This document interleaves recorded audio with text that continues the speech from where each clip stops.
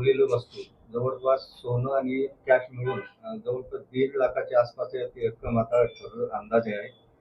आणि पोलीस स्टेशनचा काय काय सांगणार तुम्ही? आता तुम्हाला वस्तू परत मिळालेली आहे. खरं तर जेवढं कौतुक करावं तेवढं कमीच आहे सर. माझ्याकडे शब्दच नाही. सुरुवातीला तर मी उम्मीद सोडली होती की भेटेल की नाही. कारण बरेच नातेवाईक, फ्रेंड सर्कल सगळीकडे मी कॉल, मेसेज केले तर असंच निगेटिव्ह आन्सर भेटत होतं की एकदा गेलेली वस्तू नाही भेटत. परत त्या रिक्षामध्ये जर कोणी दुसरं बसलं तर ते घेऊन गेलं किंवा रिक्षावाल्यांनी त्यांचे विचार कसे त्यावर डिपेंड आहे. बिचारा चांगला असेल तर देऊ शकतो किंवा त्यांनी जर बॅग ओपन करून बघितली आणि ते सगळं बघितल्यानंतर देईल की नाही, म्हणजे कितीतरी प्रश्न माझ्या मनात होते. तरीसुद्धा मी आधी तिथं सगळीकडे शोधून नंतर आम्ही ठरवलंच की पोलीस स्टेशनला जावं. कंप्लेंट केली आणि इथं खरंच म्हणजे म्हणतात ना, माणसात देव शोधावं लागतं. तर खरंच मला आज या पोलीस स्टेशनमध्ये साक्षात देव भेटले. म्हणजे स्वप्न पडल्यासारखं झालं की खरंच माझी बॅग हरवली आणि ती सापडली. विश्वास म्हणजे नव्हताच की भेटेल. पण एवढ्या तात्काळ आणि एकाच दिवसात असं वाटत होतं उद्या पण यावं लागेल, परवा पण यावं लागेल आणि सापडते की नाही. त्यात खूप महत्त्वाचे डॉक्युमेंट पण होते. कालच मी मुलांचे ॲडमिशन केले. माझ्या लहान मुलांचे दोघांचे पण इम्पॉर्टंट डॉक्युमेंट्स आहेत त्यात. आणि माझ्या आईचं ऑपरेशनसाठी माझ्याकडे कॅश होती आणि माझ्या बहिणीकडनं आम्ही दोघी मिळून करणार होतो. तर तिने तिच्याकडे कॅश नसल्यामुळं सोन्याचे दागिने दिले होते. ते जवळपास 1 तोळ्याचे म्हणजे 1 लाखापर्यंतचे ते दागिनेच होते. ते जास्त टेन्शन होतं की माझं तर गेलंच, पण बहिणीला काय उत्तर देऊ? आईचं काय? हे सगळे प्रश्न माझ्या डोक्यात सकाळपासून चालू होते. मी ते 1 वाजता आले आणि तेव्हापासून जेव्हा सर आले, सरांनी 2 तास म्हणजे कंटिन्यू 2-3 तास अख्खं संभाजीनगरचे कॅमेरे शोधून त्या रिक्षावाल्याला शेवटी शोधलंच. त्यांचा नंबर काढून फायनली त्यांना शोधलं. माझ्या लाईफमधला हा पहिला एक्सपिरियन्स आहे. म्हणजे मी पोलीस स्टेशनमध्ये आले. आतापर्यंत फक्त नाव ऐकलं होतं, न्यूज बघितल्या कितीतरी की सापडतं होतं, सी-आय-डी बघायचे ते एक ॲक्टिंग असतं. पण आज रिॲलिटी काय आहे ते आज मला समजलं. सॅल्यूट आहे सर. जय हिंद. विशेष करून कोणाचं अभिनंदन करणार आहात?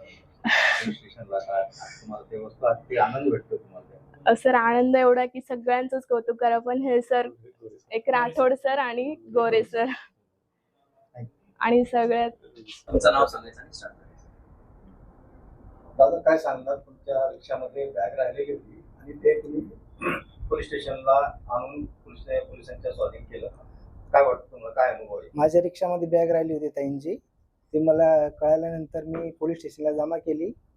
त्याच्यामध्ये सोनं आणि पैसे होते. ते संपूर्ण त्याच्यात आहे. बरं, तुम्ही बॅग तपासून बघितली होती का तुमच्या रिक्षाच्या बॅग सापडली तेव्हा? मी बॅग तपासून बघितली नाही. मी डायरेक्ट रिक्षामध्ये ठेवली ती तशीच आणि पोलीस स्टेशनला जमा केली. नेमकं तुम्हाला कॉल आला की तुमच्या बॅग राहिली? मला कॉल आला होता, बॅग आहे म्हणलं. सरांना बोललो मी हाय बॅग. कॉल केला होता तुम्हाला? सरांना केला होता, गोरे सरांना कॉल केला होता. आणि आपले कोणाची पण वस्तू अशी आपल्या रिक्षात राहिली की देऊन टाकायची पोलीस स्टेशनला जमा करून. पैसे असो किंवा डॉक्युमेंट असो, काही असो. तुमचं नाव सांगा. माझं नाव रामेश्वर राजपूत.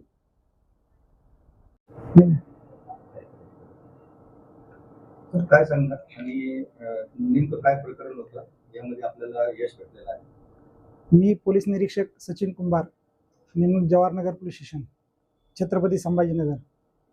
आज दिनांक 2/4/2026 रोजी 11:30 वाजण्याच्या सुमारास मीनाक्षी गायकवाड या त्यांची आई शशिकला बोडके राहणार फुलंब्री यांचे पायाचे ऑपरेशन असल्यामुळे ते त्यांची बहीण सुवर्णा वनारसे व दोघींनी मिळून काही दागिने व पैसे घेऊन ते आईच्या ऑपरेशनसाठी छत्रपती संभाजीनगरला रिक्षाने आले होते.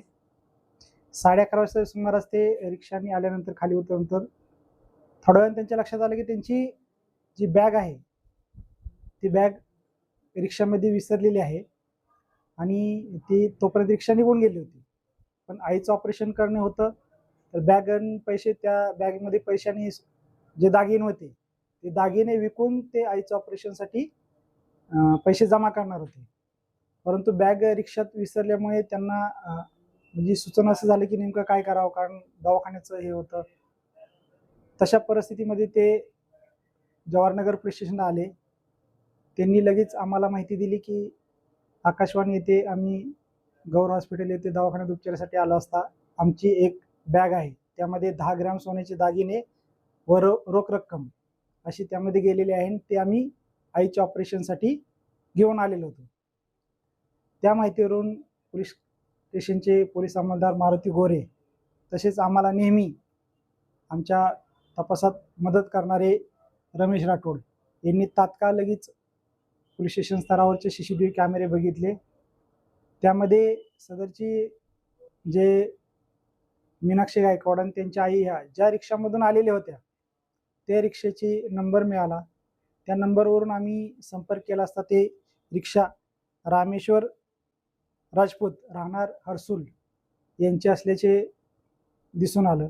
मग आम्ही लगेच त्यांचा संपर्क क्रमांक काढून त्यांच्याशी संपर्क केला असता त्यांनी सुद्धा सांगितले की हो, माझ्या रिक्षामध्ये एक बॅग राहिलेली आहे.